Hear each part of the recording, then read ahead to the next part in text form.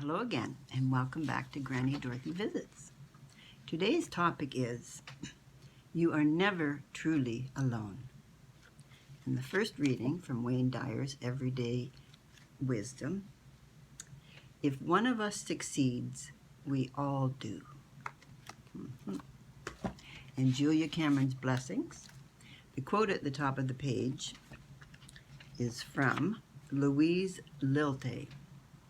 New wonderful experiences now enter my life. I am safe. And this is entitled, I welcome the arrival of new loves. I give thanks for my new friendships. I welcome my new loves, my new acquaintances. Knowing that we have intersected as part of a higher plan, I extend my heart and my hand to new people and new events, welcoming them home to their place in my world. Rather than live in a closed, insular, and distanced manner, I fling open the doors to my heart. My life is a courtyard filled by the sun. My courtyard is peopled by those I love and those who I am learning to love. I bless my capacity to love. My capacity to love blesses me. And the last one from this wonderful book, The Well-Lived Life, by Dr. Gladys McCary. And she said, on a fundamental level, we're all connected. It's easy to forget this and see ourselves as separate beings. After all, I'm me, wrapped in my own skin, and there you are, wrapped in yours. Yet we are social creatures, and we depend on one another to survive. No matter how hard we try to separate ourselves, we are part of a community, for better or worse. We're part of a family, a culture, a country, a continent, a species. We connect through shared experiences and shared genes. We literally share the air we breathe. We may be separate beings, but we're one community. We have a collective life force. Just as our individual life force requires tending, this collective life force does too. I was first struck by this idea in 1969 when Bill and I traveled to Israel and toured a kibbutz. That night, we stayed up late, buzzing with energy, discussing what we'd seen, how everything in the community was interconnected. Everybody had a purpose. Everybody had a job. What the kids were doing in school had to do with what was happening on the farm, in the clinic, or in the kitchen. Everyone was both contributing to and receiving from the collective life force. That trip was part of the inspiration for the baby buggy program that I ran with nurse midwife Barbara Brown throughout the 1970s and 80s. The program encouraged supported home births, where women could be attended by their loved ones as well as their trained professionals in the comfort of their home. Our specially outfitted van would park in the driveway of a laboring woman while we monitored her progress. If intervention or a medical transport was required, we had everything we needed. In most cases, the baby buggy just stayed there, parked, while women gave birth to healthy, happy babies in their own homes. In some cases, we used it to transport the mother or baby, or both, to the hospital.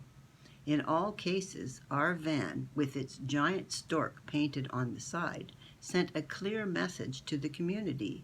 A new soul is arriving. Welcome it.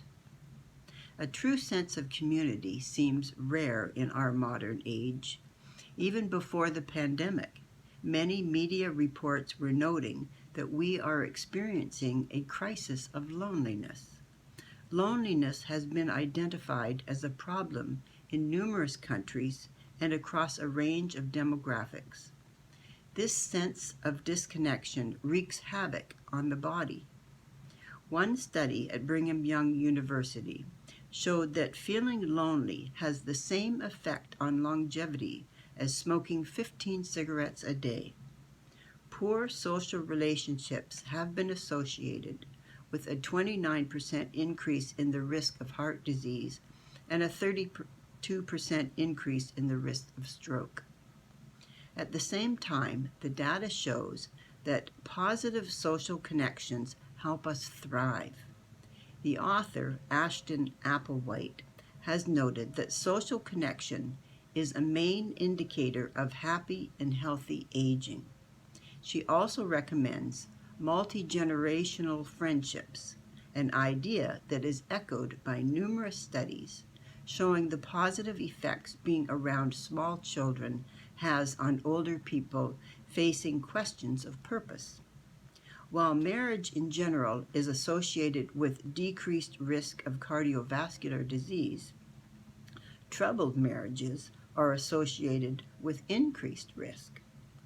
According to the Harvard study of adult development, the quality of our relationships at the age of 50 is the greatest predictor of our health and well-being at the age of 80.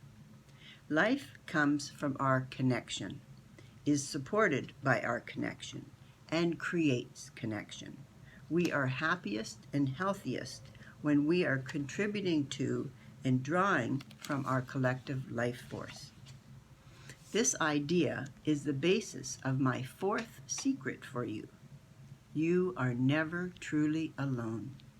Connecting with community amplifies our individual life force by realigning it with the collective life force. This means that we thrive when we receive others' attempts to connect with us. And since connection is something we offer as well as accept, we are the ones who determine the health of our communities. Each of us is responsible for creating a supportive network for ourselves. In doing so, we contribute to the overall network that supports others. So that's really good information as usual, how we all need to connect and be loving and kind and be together in a group, and that's just the way God made us, for us to be together, love each other, and be kind to each other. I send you my love.